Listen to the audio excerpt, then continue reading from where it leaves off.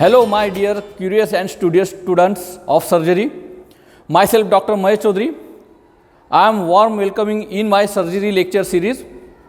This surgery lectures contains entire surgery with radiology, anesthesia, and orthopedics with video.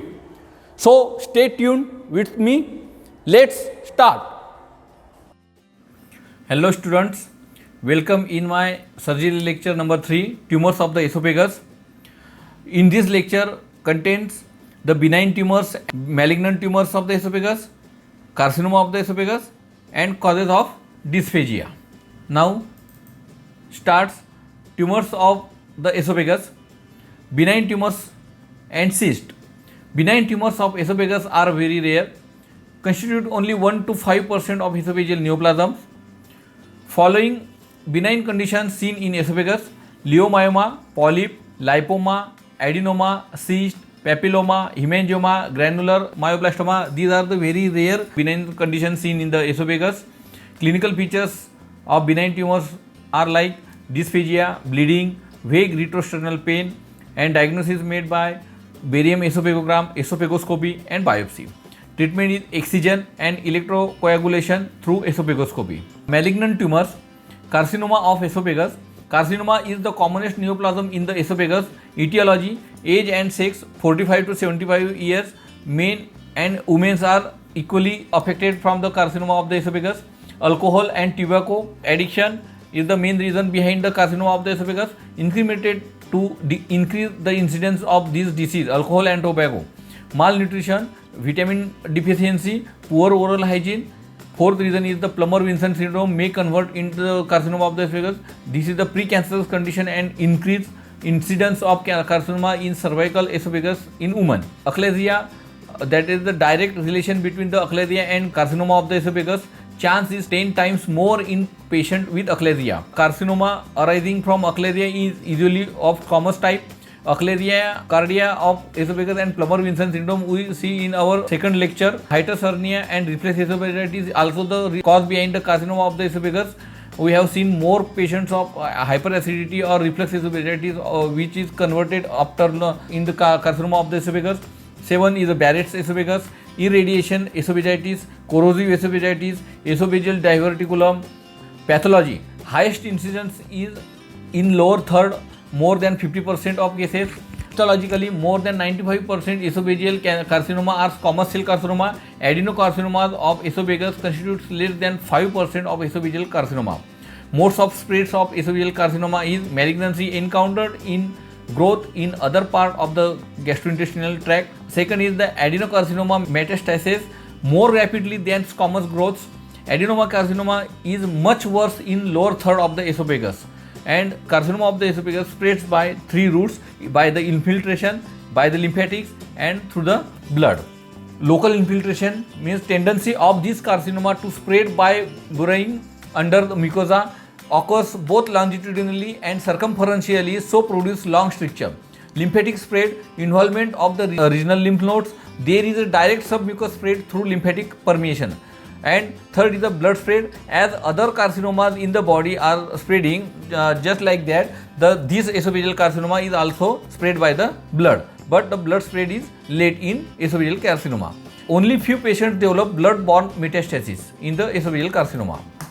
Clinical features: progressive dysphagia, solid gradually swallowing of liquids and saliva becomes difficult, retrosternal discomfort, indigestion, weight loss. Diagnosis through the barium esophagogram, air contrast radiographic techniques to detect the small lesions also. Irregular mucosal fillings defect, distortion of the esophageal lumen, annular stricture, irregular rat tail filling defect. These are the findings in the barium esophagogram. Second is the esophagoscopy, directly under vision, biopsy, and brushing for cytological examination of the to detect the carcinoma of the esophagus. Mediastinoscopy, computerized tomography, that is the CT scan of the thorax. Calini node biopsy to detect the lymph node metastasis. Treatment: mainly there are 2 methods of treatment. One is a radiotherapy and second is surgery. Radiotherapy is squamous cell carcinoma is radiosensitive, yet radiation therapy is hardly succeeded as the only treatment. 5,000 to 6,000 rats over 5 weeks period used for cure.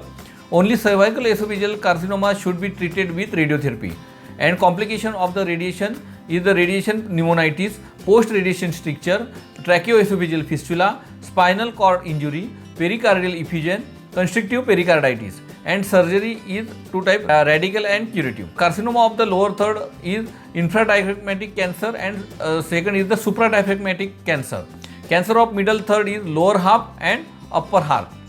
Now the diagram A shows a dotted area in the extent of resection along with the tumor, and diagram B is the anastomosis of the esophagus with the remnant of the stomach with pyeloplasty. Palliative procedures main aim is to relieve from dysphagia. Resection with anastomosis, intubation, Celestine tube is to be used, and flexible polythene tube, this is the more popular, and second is the Sutter's tube, spirally winded silver wire. This is the heart. Third is the gastrostomy. Complete obstruction and intubation is not possible. It is impossible, and complete obstruction in the esophagus. Then gastrostomy is to be done. Radiotherapy, bypass operation, esophagojejunostomy, Roux-en-Y, esophagogastrostomy. This operation is to be done, and same CEMS, same self-expanding metal stent is to be used in the esophageal cancers. This is the diagram of Celestine tube is used for intubation for inoperable growth of the distal part of the esophagus. This tube in the lower one third of the esophagus and esophageal cardial junction is seen. Now the causes of dysphagia. Difficulty in swallowing, functional due to the neurological causes or physical due to pressure. Adenophagia means painful swallowing. Differential diagnosis in the mouth, tonsillitis, quinsy, carcinoma of the tongue, paralysis, soft palate. Second, in the phalanx, in the lumen of the phalanx, impaction of foreign body, coin or tooth. In the wall, acute pharyngitis, malignant growth. Outside of the wall is the retropharyngeal abscess, enlarged lymph nodes, and malignant thyroid. These are the another diseases differentiate this diagnosis of dysphagia. In the esophagus, there are three types: lumen, wall, and in the wall and outside of the wall. In the lumen, there is maybe the cause of impaction of foreign body, and in the wall, benign stricture, spasm, diverticulum, and cyst.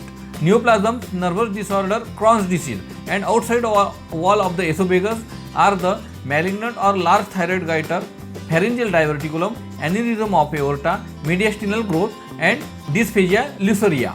These diseases with which we can differentiate the esophageal cancers or esophageal dysphagia.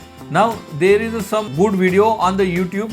You can watch this video. I can giving you the link of this YouTube video. You can definitely watch this. Dear students, here is the end of our third lecture of tumors of the esophagus. Thank you.